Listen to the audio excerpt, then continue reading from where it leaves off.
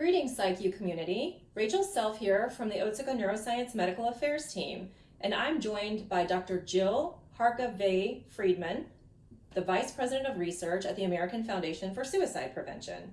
Thank you so much for taking a few moments to chat with us today, Jill. Thank you so much for having me and having this opportunity. We really appreciate it. And as our PsychU community may or may not know, the American Foundation for Suicide Prevention has been a supporting organization of PsychU for a number of years now. Could you start maybe by telling us how healthcare professionals, family members, friends, loved ones could get more involved with AFSP at the local level? So it's easy to get involved with the American Foundation for Suicide Prevention, and you can find all the information you need at the AFSP.org, so the American Foundation for Suicide Prevention.org. So because of the way we approach suicide prevention, there are many touch points in which people can get involved with us. And when I say us, I really mean suicide prevention. So one big way that you can get involved is to participate in one of our community walks. That means just showing up, supporting the cause, being with other people who have experience or support for the cause. So we've had over 450 walks last year, and you can just go to our website and put in your address and it'll show you the walks near you. So we are in all 50 states and we have 75 chapters, so you can find us easily on the website. Another way you can get involved is to become involved with the chapter. Again, if you put your zip code in on the website under finding a chapter or community, then you can find a chapter near you. Our chapters work to bring awareness and education to their local communities. So it's a really great opportunity to work with schools, for instance, if you want to bring education to the schools, or with faith community. Or there are so many opportunities. We have a whole group of prevention programs and education programs that you can bring to your community. So another way that you can get involved is to be an advocate for mental health and suicide prevention. I myself am signed up to be an advocate. It's pretty easy. You put your name and your address, and when there's a call to action, you will get an email that then gives you direction, gives you sets you up to contact your either local or federal legislators, and there's usually a letter stating the cause, and there's always a place for you to add your words about what's important to you, and then that gets sent off to your legislators. And it makes a big difference when legislators hear from their constituents. Another way is we try to provide support for loved ones who have lost someone to suicide or are affected by suicide themselves. And so there are programs that we have for survivors. We have the International Survivors of Suicide Loss Day. We have healing conversations. If you know somebody who's lost someone to suicide and could benefit from talking with someone who lost someone but is a few years out from the experience, that's what our healing conversations are for. So there's just so many ways. I'm sure I've left something out. And in my role, we actually fund suicide prevention research. We fund all kinds of research. This year, we're funding $6.3 million in new studies, and we fund research from anything from neurobiology, genetics, treatments, how do you assess risk, psychosocial risk, community interventions, anything that's going to help us move the field forward to prevent suicide. So I hope you will get involved. Thank you so much. So many different avenues that can be pursued. So we appreciate you sharing that with us, and we encourage everybody to go to the AFSP website and look for ways they can get involved, and they can also access a lot of that information through the PsychU website as well. So sort of along those lines, you mentioned loss survivors and some of the different types of support groups and supporting capacities that you offer. One of the topics we've been hearing a lot about over the last couple years at some of the fall meetings as well is the whole concept of suicide bereavement, and how this might be differentiated from bereavement from loss of a loved one through another means. Could you help our PsychU community understand a little bit more about some of the unique features of suicide bereavement? That's a great question. There are many things so bereavement is the grief you feel after the loss of a loved one. No, well, it doesn't have to be a loved one, but after loss of life. Because we feel grief about many different things in our life, right? If we lose something, or a relationship breaks up, or it's not necessarily even about death. But bereavement is grief related to death. And so there are many ways in which Actually, losing someone to suicide is quite similar to losing someone for other causes, but there are a lot of questions that linger for people who are bereaved by suicide loss. And sometimes that can lead to a greater intensity of the feelings of loss, and it can also leave you with questions of why did that happen? Feelings of guilt and responsibility, which really, as I've come to realize, is really a wish that you could have done something different. It's not necessarily that you can do something different, but we feel responsible when we lose someone to suicide, even though it's their behavior, it's not ours. So you have the pretty typical feelings of loss, but then you have these additional questions that emerge, and then those questions make you question other things. And so sometimes the grief lasts longer, sometimes it's more serious grief. If somebody is not healing well, because you don't get over the grief doesn't go away, but you find a way to go on and even have joy in your life again. And I would say that being involved with the American Foundation for Suicide Prevention is one of the ways that some people turn their grief into action. But if you have that grief and it's not going away and you're not able to re-engage in life and you have this intense longing for the person, then you might wonder if you have something called complicated grief. And that's when the healing, just like when you have a cut and if it doesn't heal well, we say it's a complicated healing process. That's what complicated grief is.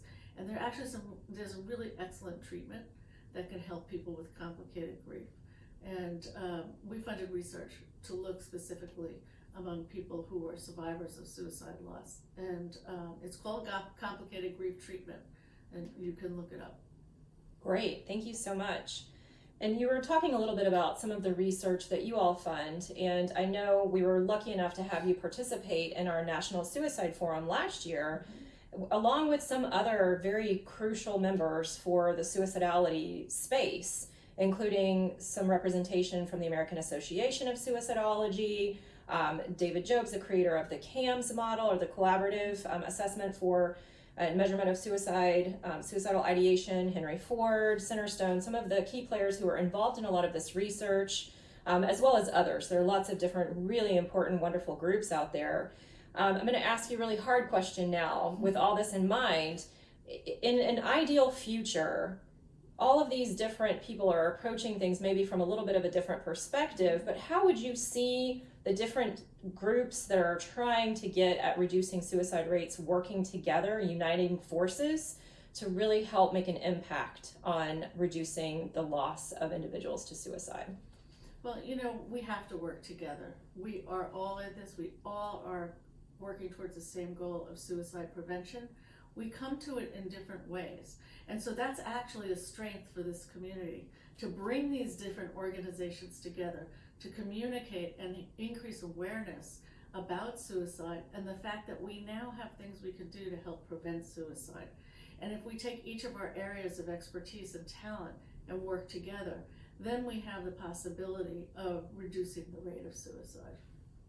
Thank you, great. And with some of the interventions that are already out there and have already been established, I know you hit upon neurobiology and genetics and some of these things that probably will take a great amount of dollar and investment and time to be able to use in everyday practice. But we have simple interventions that we know work really well, such as caring contact that we've talked about in the past, post-discharge follow-up, and some of these things that maybe don't have a high cost for the type of intervention. Are there specific approaches similar to these that people can do right now, today, in their practice that you think are very beneficial?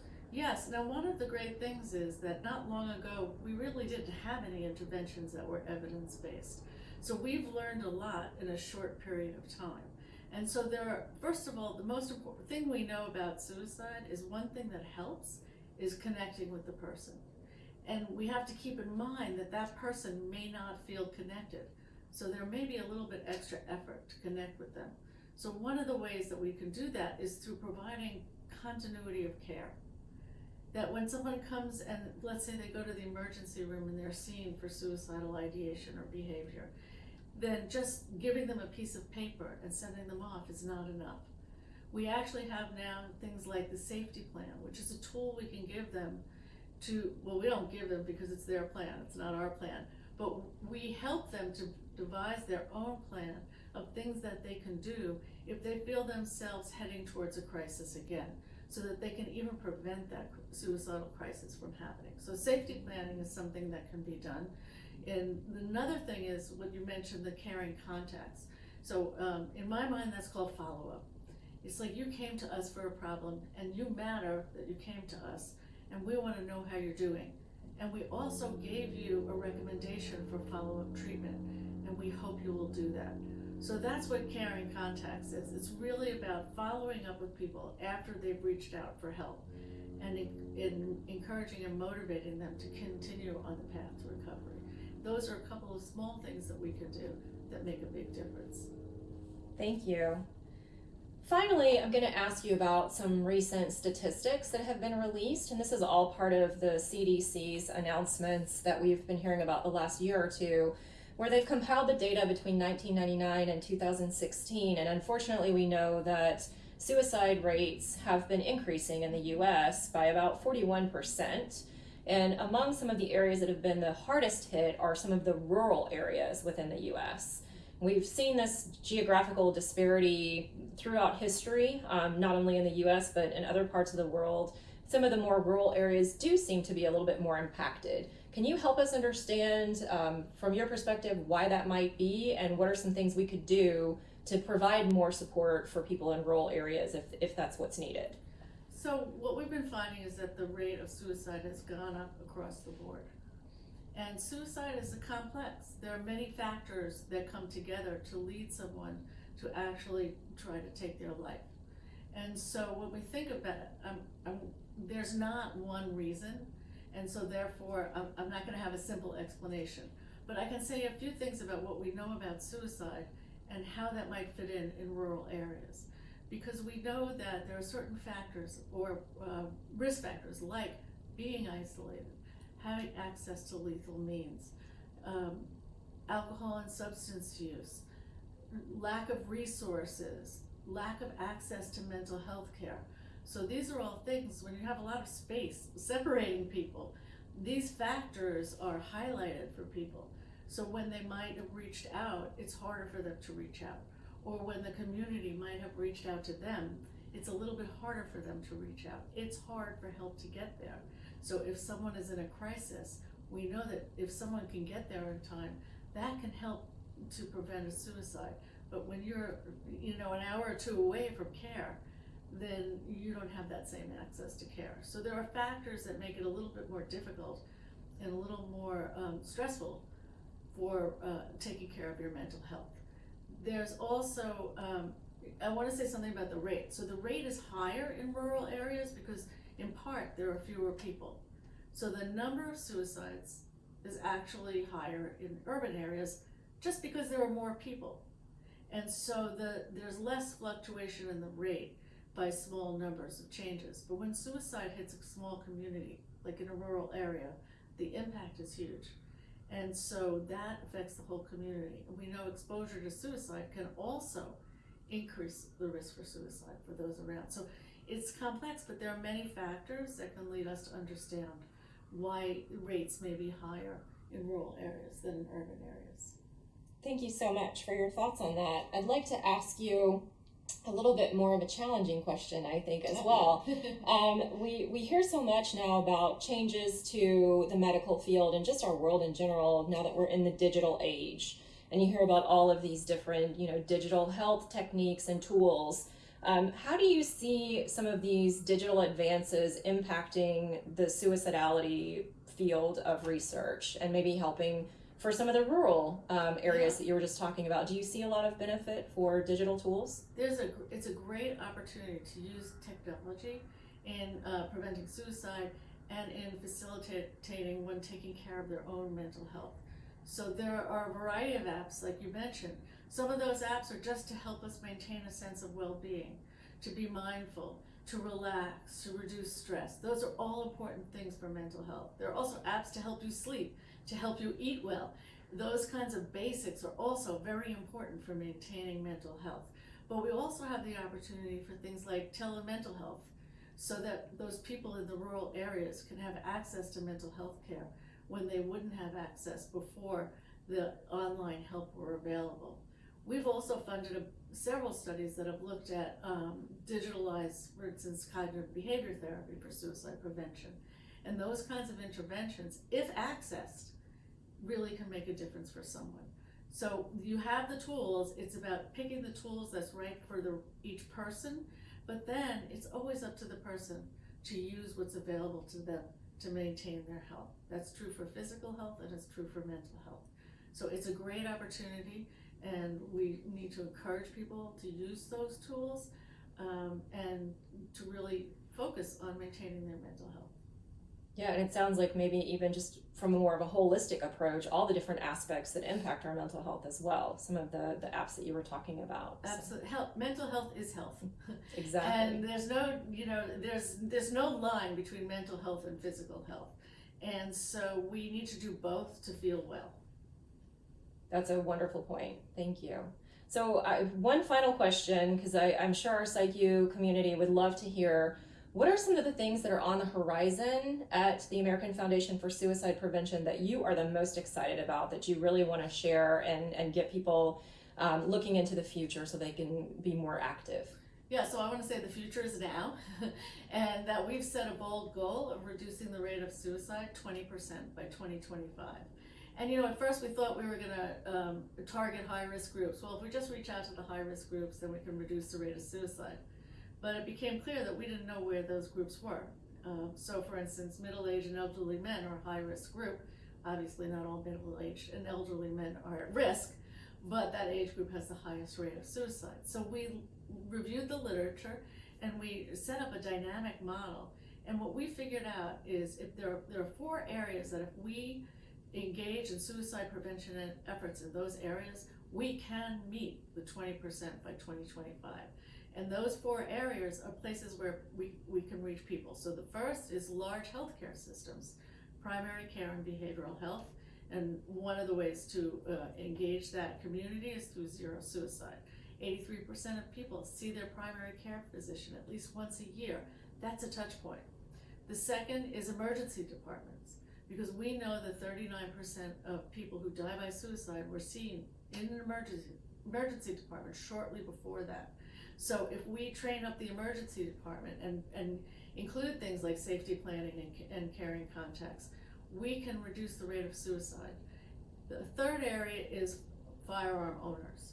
Not because there's anything special about them, but because firearms are lethal when somebody is in a crisis situation. So people don't make the connection between having a firearm in the home and suicide.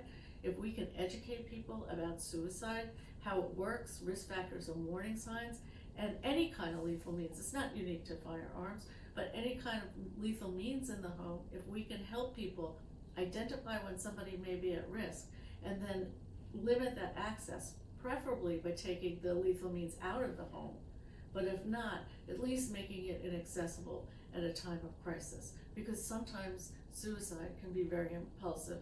Even when people have thought about it for a long time, that moment from thought to action can be very quick. And then the fourth area is corrections. Suicide is the leading cause of death in jails, and it's one of the leading causes of death in prisons. So if we can bring prevention to those 4 areas, and that takes the whole country, it's not just AFSP, then we can reduce the rate of suicide. So we welcome everybody to join us and other organizations to join us in preventing suicide. We really appreciate you sharing that with us. And I think if anything, hearing and learning from the different organizations over these last several years, it's so clear that all of us can make a difference, even if it's just for one person. So the hope is there, and let's all pull together and blow that 20% reduction by 2025 out of the water. That's right. Our mission is to save lives and bring hope to those affected by suicide. And we do that by having conversations. Thank you for having a conversation with us today. We really appreciate it. Thank you, PsychU community, for joining in. And again, to you especially, and everybody at the American Foundation for Suicide Prevention, thank you for all of your hard work and effort for this very crucial aspect of healthcare.